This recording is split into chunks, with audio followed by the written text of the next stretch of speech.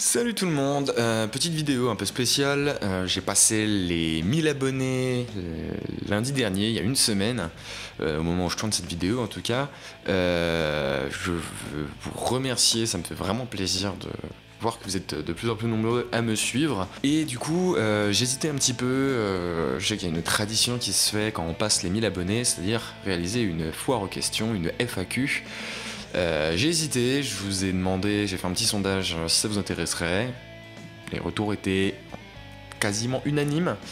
Donc je fais cette petite vidéo que je découpe du coup en deux parties. Une première où je vais vous présenter un petit peu les projets à venir sur la chaîne à court ou long terme, y compris ce qui n'est qu'à l'étape de envie, de trucs que j'ai envie de faire, mais peut-être que je ferai jamais. Et j'enchaînerai avec les questions que vous m'avez posées sur Twitter, Facebook et Instagram. Donc je commence tout de suite avec les projets. Alors premièrement, je vais continuer le format habituel métalleux curieux. C'est le format qui m'a lancé, donc j'ai plein d'idées, de chansons à aborder. Vous avez peut-être remarqué que mes deux formats, Curieux en cover et Muse métallique, donc si vous n'avez pas remarqué, Curieux en cover, c'est je fais une cover d'un morceau de métal pas forcément historique pour le coup, ou sur lesquels il n'y a pas grand chose à dire, et en plus du cover, je mets du texte à l'écran qui s'affiche pour expliquer un peu de quoi parle la chanson en même temps. Pour l'instant j'en ai fait qu'un seul, c'est sur The Evil That Men Do de Iron Maiden. Et puis les muses métalliques, j'en ai fait qui fonctionnent par deux vidéos. J'en ai fait qu'une, enfin qu'un seul doublon de vidéo, donc la vidéo muse métallique et la chanson, où donc je prends un événement historique et je compose une chanson de métal sur cet événement là. Pour l'instant j'en avais fait qu'un seul, c'est sur le massacre d'Orador sur Glane, le 10 juin 1944. J'ai d'autres plans pour les muses métalliques, et j'ai d'autres plans pour les curieux en cover, sauf que déjà j'ai des petits soucis de matos. Il faut savoir que jusqu'à présent j'utilisais ce petit machin là, qui est un petit préampli Line 6 avec une pelletée de son pour pouvoir jouer de la guitare. Et bah, il se fait vieux et il a rendu l'âme. Donc j'ai bien un ampli que je pourrais utiliser, mais il se fait vieux et il commence à déconner ses airs. Donc en termes de possibilités d'enregistrement musical, pour l'instant c'est un peu compromis. Et puis l'autre problème qui se pose aussi, c'est que pour les muses métalliques, j'avais demandé à une dessinatrice qui s'appelle Victoria Palomino, je vous mets le lien de son Instagram en description, de dessiner un peu une fresque qui permettait d'accompagner la vidéo et la chanson. Sauf que bah, évidemment il faut que je la rémunère. Et ça coûte de l'argent et c'est quelque chose que je peux pas forcément toujours me permettre. Je gagne plutôt bien ma vie, mais ce genre d'à côté coûte cher, donc je peux pas le faire trop régulièrement. Mais je les abandonne pas. Sinon prochainement, vous le savez aussi, j'avais fait une vidéo d'annonce où je vous demandais de poser des questions pour un groupe, parce que ça fait un moment que ça me trotte dans la tête et c'est Thibaut de la chaîne Histoire Impliquée qui m'a encouragé à le faire. J'ai envie de réaliser des interviews de groupes de musique et j'ai pu récemment interviewer le groupe de folk metal Bandseed, qui sont très cool, et donc l'interview est dans la boîte, il faut que je termine le montage. Je pense que pour novembre ça me semble un peu compromis, pour le mois de décembre ça devrait arriver. Et ensuite il y a on va dire trois projets qui me tiennent très à cœur, que j'ai très envie de faire, mais qui sont pas prêts de voir le jour parce qu'ils vont me demander énormément de travail. Il y a premièrement, j'ai eu deux idées en fait d'albums thématiques que je vais autoproduire parce que j'ai absolument pas les moyens de voir des professionnels pour ça. Donc un premier album qui a rien à voir avec d'histoire pour le coup, un album concept avec toutes les différentes chansons vont s'enchaîner et raconter une histoire mais purement fictive.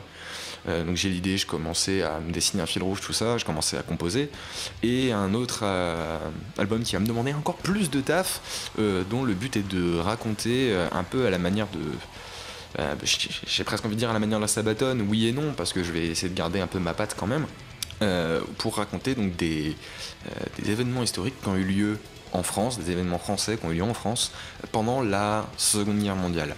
Et des événements, donc ponctuer ça d'événements connus comme d'événements moins connus. Et le massacre d'Oradour-sur-Glane aurait pu très bien figurer sur cet album-là. Donc voilà, ça c'est deux trucs qui me donnent très envie, parce que je suis musicien quand même, à la base, mais c'est un à côté et ça va me prendre un taf monstre, je ne sais pas quand est-ce que ça va arriver. Et ensuite, deuxième qui est plus un projet audiovisuel où j'ai très envie de faire un documentaire sur un style de musique qui est le folk et le pagan metal, et toutes les inspirations viking qu'il peut y avoir derrière. Alors je dis viking pour schématiser, mais c'est pas comme ça vous parle, et j'ai vraiment envie de faire vraiment un gros documentaire dessus. Mais c'est pareil, et puis vous allez le voir plus tard, il y a des questions là-dessus. J'ai énormément de travail de recherche pour commencer, donc c'est pareil, ça c'est un sujet qui me tient vraiment à cœur, j'ai vraiment très envie de faire. Mais c'est pas demain la veille. Donc voilà pour les nouvelles, pour les projets concernant la chaîne. Je vais donc maintenant passer à vos questions. Ce grand H, qui est le compte Instagram du copain Larry de la chaîne Héraclès TV, petit troll, qui me demande c'est quoi ton vrai nom. Donc lui, il le connaît, mon vrai nom, mais c'est peut-être pas le cas de tout le monde, et mon vrai nom c'est Nicolas. Enchanté. Et Valou, qui me demande tu fais quoi comme travail dans la vraie vie. Dans la vraie vie, je suis je vais schématiser, mais je suis développeur informatique. Olympian Fit sur Instagram qui me demande quelles sont tes passions à part l'histoire et le métal. L'histoire et le métal. Voilà. Encore que dans le cas de l'histoire, je me qualifierais plus comme un curieux enthousiaste que vraiment comme un passionné, mais plus je travaille pour cette chaîne-là et plus j'ai envie d'en savoir, plus j'aime ça, donc passionné me semble un peu fort, mais voilà. Alors, le copain Histoire à la carte qui me demande elle est où la poulette.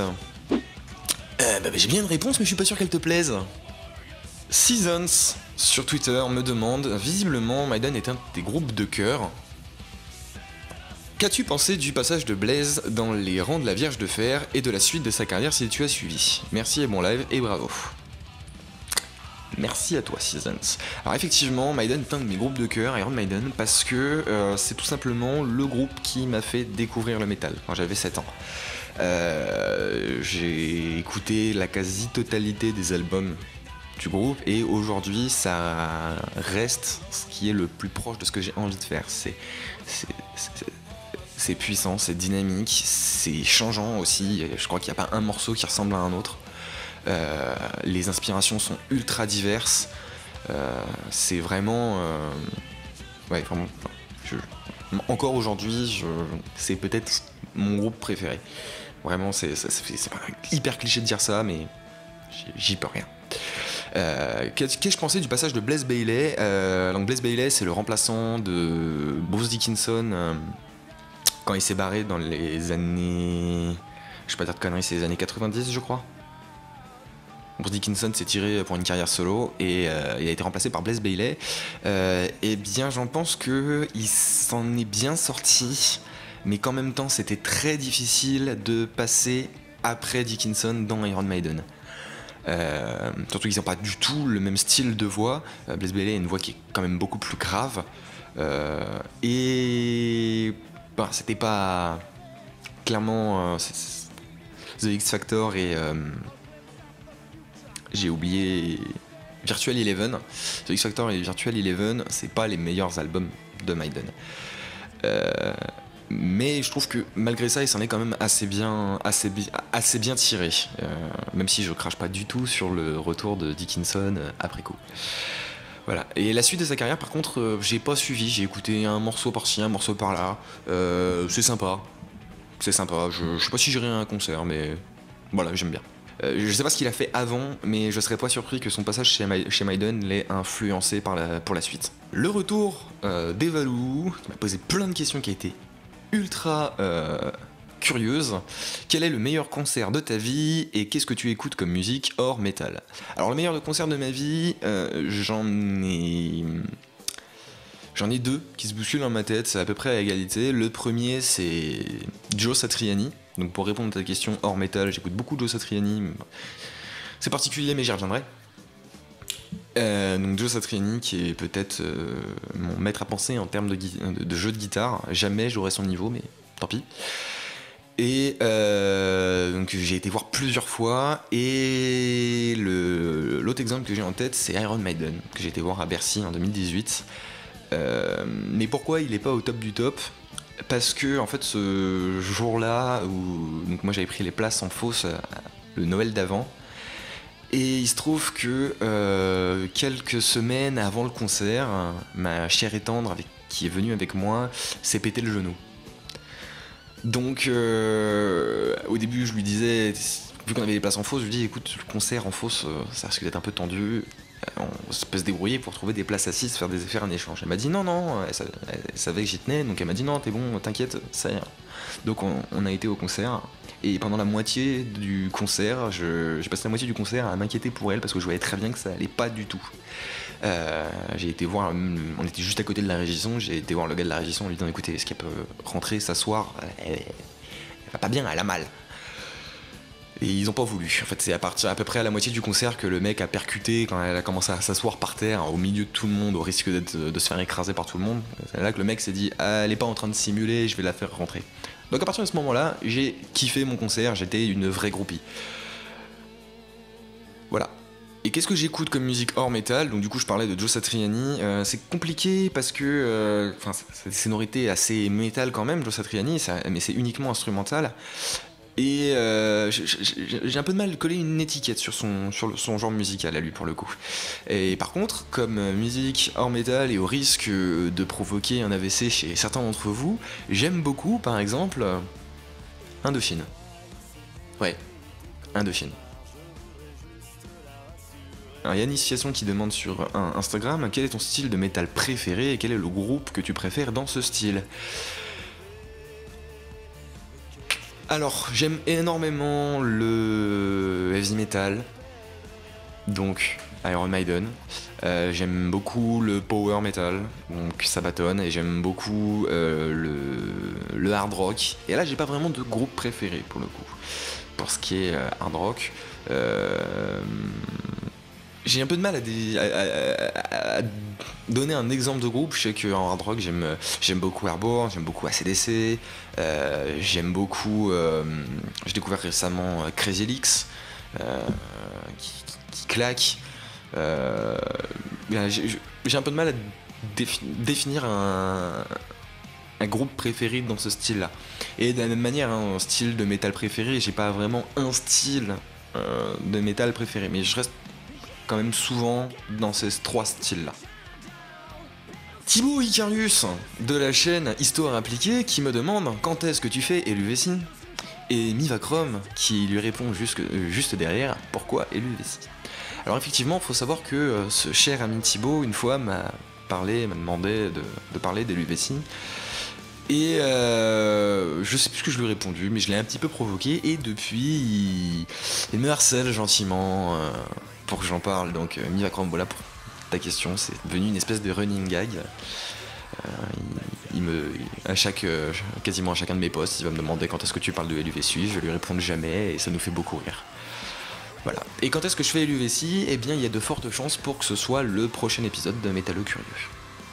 Mais je n'en dis pas plus pour le moment.